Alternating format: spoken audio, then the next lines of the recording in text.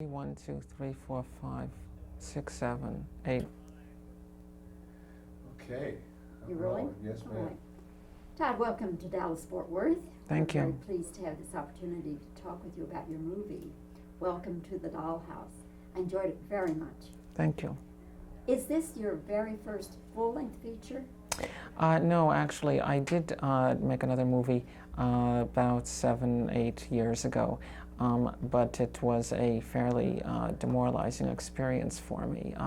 I hadn't the creative autonomy, control I had been used to as a film student, and I suffered the consequences, so to speak. But one gets over these experiences. As painful as it was, you move on. I actually moved out. That is to say, out of the film business for a while. I had applied to the Peace Corps. I was rejected by the Peace Corps. I suppose if I harbor any resentments, it's not towards anyone in Hollywood, but the Peace Corps. And ended up as an ESL teacher, that's English as a second language, in New York. I was very happy doing that. So I did that for several years. It was gratifying in ways film never had been. But then an opportunity arose to have another shot at a low-budget film. And I ultimately, I suppose I made the decision to make another movie so that the first one wouldn't have the last word. What a wonderful success story. Excuse me, Bobbie. Excuse me, I'm sorry. That, I'm going to stop you there, but this light is about ready to tilt over. Was that good? Do we have No, that? that's fine. Yes, that was Good. good. I just want to make sure that Yeah, light he was stopped tilting. He stopped Okay. at a good place. I'm rolling. What a wonderful success story then, because here you are with the second feature film, which takes the grand prize at the Sundance Film Festival. What were the other films you were in competition with at the festival? There was Walking and Talking, which is coming out, I think, in August. I Shot Andy Warhol, which I think has already come out here. Girls Town is also coming out in August. Big Night, also coming out in the fall. Most of these films, most people will not have heard of because, as you see, they haven't come out yet. You know, it's I suppose, the downside of a competition is that one doesn't want to see art in a competitive sort of atmosphere. The upside, of course, is that when you win something like this, it puts a spotlight on your film and gives it the kind of press that you really need in order to make the public aware that there's something, an alternative to, with all due respect, Mission Impossible, The Rock, etc. So really, that's the purpose of Sundance is promotional. For me personally, it is the highest honor I've ever been awarded, and feel incredibly lucky and grateful that I was chosen for whatever reason. But the story of this movie, of the reception of this movie, has just been such a gradual but steady ascent from Toronto, where it premiered, and Sony Classics bought it, to Sundance, where it took the top prize, and then on to Berlin, where it sold to the rest of the world, and each one of these festivals winning a prize. Then finally it opens in New York, LA, San Francisco, and it's breaking house records. So I really, I'm a happy guy, whatever happens, and ultimately at the box office, just the fact that it's even getting released, when a year ago I had been very despondent and unconvinced that there was any audience for this movie. What prizes did it win at the other festivals?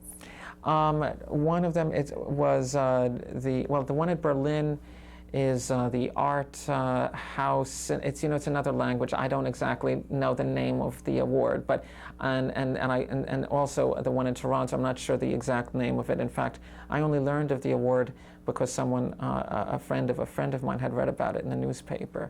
For some reason, I guess they don't notify you of these things. But regardless, the point is just that the movie has been phenomenally successful in ways that are gratifying beyond just box office. Apparently, I must have struck some chord. There is some universality of experience here in this film, and to discover that something that had been compelling to me as a filmmaker, as I'm writing alone in my room to begin with, is actually speaking to so many people. It's pretty staggering. Is it in any sense autobiographical? Well, that's always a tricky question, because if I say yes, I feel I'd be lying, but if I say no, also feel I would be lying. Nothing in the movie actually happened to me, but it's as if it had. I feel very emotionally connected, not just to the main character, Dawn Wiener, but to the bully and to her older brother and so forth. And but at the same time, I couldn't have written this movie, of course, had I not had my life experience. Still, if this were a book, it certainly would not be a memoir. I suppose I'd have to say, just for the record, no, I was not a little girl, and I don't have a little sister, and so forth and so on. The actress you had playing Dawn, what is her name again? Heather Matarazzo. Where did you find her? Well, I'd love to say that I discovered her at a Baskin-Robbins in a mall, but in fact, she was submitted by an agent. We had spent many weekends, the casting director and I, looking for kids in the malls in New Jersey, and we found ourselves banging our heads against the wall because when we were looking for 11, 12-year-old girls who seemed like they might be having a hard time at school, had that kind of a quality. But the problem is, those are precisely the kinds of kids that don't show up at open casting calls.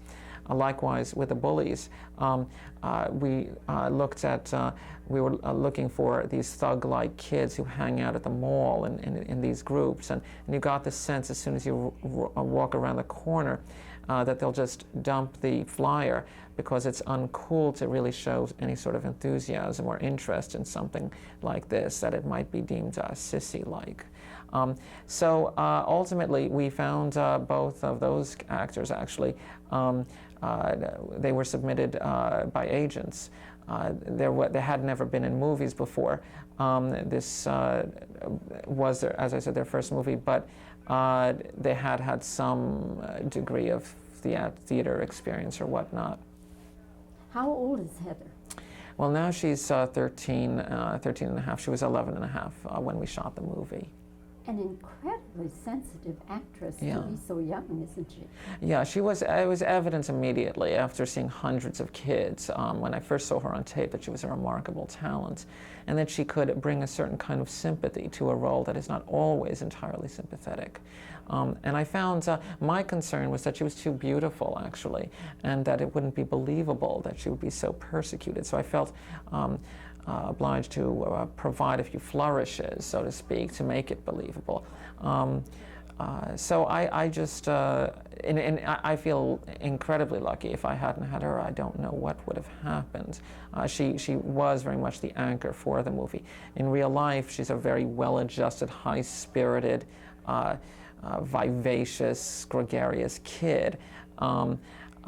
Unlike the character, and she was able to draw that distinction between herself and the character, and empathize, and with sensitivity that it sometimes would shock an adult, how she could constantly go back and forth between being very mature while she was performing, and then suddenly snap into some goofy sort of humor like a normal 11-year-old kid. All told, what did it cost you to make the movie? Under $1 million. It's amazing. Well, it's amazing that it just got done, period. You know, when you deal with these kinds of budgets, everything is horribly assaultive, and you never know if you'll even make it to the end because you have no cushion.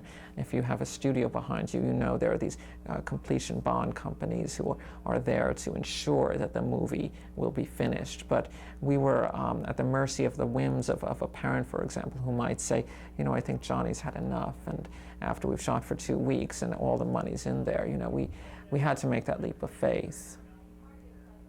Well, it paid off big time. One last question, and that is the title song.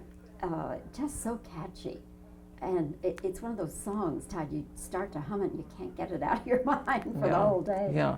Well, I worked with a composer, Jill Wissoff, whom I've known for years. And for each of these songs in the movie, there were 5 or 6 discards until we got to the right one that fit for a number of reasons, lyric and melody and stylistically wise.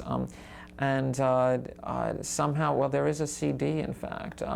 London Records has made a soundtrack, and it's also incredible, I feel. I mean, really, I have lived the dream, I think, that I think any young filmmaker aspires towards, and feeling just incredibly lucky.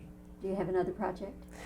Yeah, it's not, well, it's not finished yet. I'm writing something, and once this publicity business, so to speak, is over, I'll be shutting down for the summer to, I hope, figure it all out. The only thing I can say about it is that it's got adults in it. And is somebody going to release it? I mean, has that been Oh, determined? no, it hasn't been finished. I'm in writing, so I don't want any deals. No, I just want to write a script. That's all. You want to be your own person. That's right. Congratulations to you, Todd. It's very nice to have had this chance to talk with you, and I wish you all the best. And I'm so happy for you, your success with Welcome to the Dollhouse. Thank you very much. Film says action, and then you know. Stand by. Action.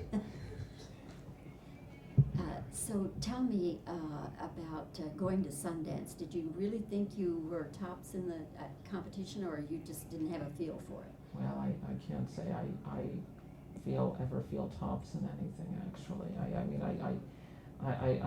I guess I'd feel too, maybe a little too arrogant if I had that sort of attitude. It's just not my style.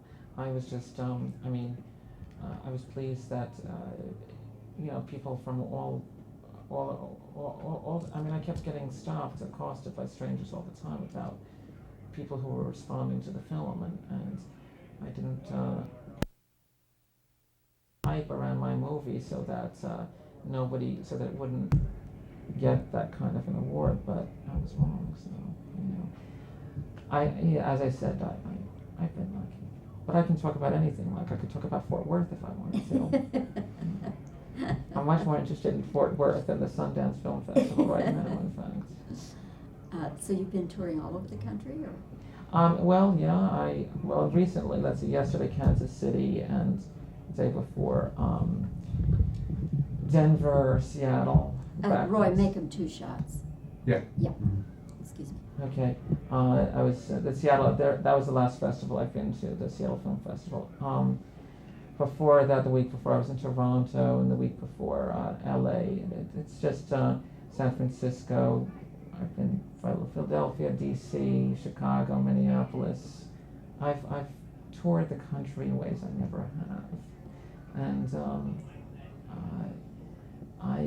you know. Now I think I've traveled more. I was telling David, I think I've traveled more this year than combined throughout my entire life. Okay, are we all right, Roy? Just let him talk one more time. Okay. Because I just moved the camera. Okay.